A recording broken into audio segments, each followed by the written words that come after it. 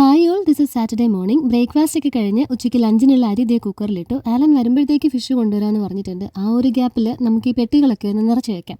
Saturday Sundays ഇതൊക്കെ തീർത്ത് വെച്ച് കഴിഞ്ഞാൽ മൺഡേ ടു ഫ്രൈഡേ എൻ്റെ കാര്യങ്ങൾ കുറച്ചുകൂടെ സ്മൂത്തായിട്ട് ഓടും. ആലൻ എത്തിയപ്പോഴേക്ക് 2 പേർക്ക് ജ്യൂസ് വേണം. അങ്ങനെ ഒരു 11 മണി പരുവത്തിന് ഒരു ജ്യൂസ് കൂടിയൊക്കെ കഴിഞ്ഞിട്ട് സമയത്തിന് ലഞ്ച് കിട്ടണമെങ്കിൽ നിലൂനെ കിച്ചണിൽ കൊണ്ടുപോകണമെന്ന് പറഞ്ഞിട്ടുണ്ട്. അവൻ ഇത്ര നേരവും പറന്നുപോയ ഉള്ളിയുടെ തോല് തിരിച്ചു കൊണ്ടുവന്ന് ഈ ഡബ്ബയ്ക്കകത്ത് ഇട്ടുകൊണ്ടിരിക്കുവായിരുന്നു. അങ്ങനെ ഇഞ്ചിയും വെളുത്തുള്ളിയും കറിവേപ്പിലയും മല്ലിയിലയും എല്ലാം സെറ്റ് ചെയ്ത് കഴിഞ്ഞു.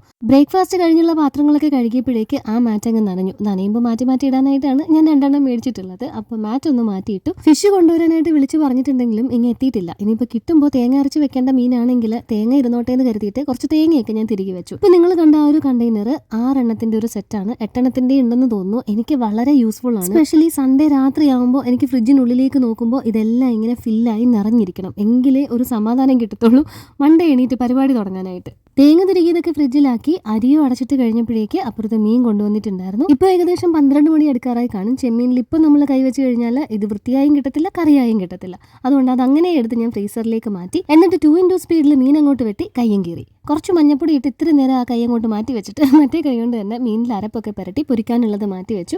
കറിക്കുള്ളത് കുടംപുളി ഇട്ട് വെള്ളത്തിലിട്ട് വെച്ചു. ചൂര, നെമ്മീൻ, വേളാവ് ഇതുപോലെ നല്ല ഫ്ലഷ് ഉള്ള വലിയ മീനിനൊക്കെ ഒരു മുഷിപ്പ് മണം ഉണ്ടാവും.